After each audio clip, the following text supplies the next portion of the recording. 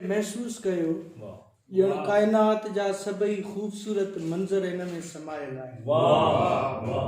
कारनि बादलनि जहिड़ा तुंहिंजा ज़ुल्फ़ जॾहिं ॻलड़नि जी ओट वठी बीहनि था तॾहिं चंड ककरीअ पोयां लिकल महसूस भिरवूं तुंहिंजूं पसे मूंखे पखियुनि जा उहे वलर यादि आया जेकी समुंड जी सतह ते ख़ुशीअ मंझां प्रीत जा गीत ॻाए पिया मल्हाइनि। हाय तुंहिंजूं मख़मूर अखिड़ियूं जेकी सदियूं पुराणी शराब सां खुमारियल लॻनि थियूं उहे त दुनिया जे सभ खां अमीक समुंड मिसल लॻनि थियूं।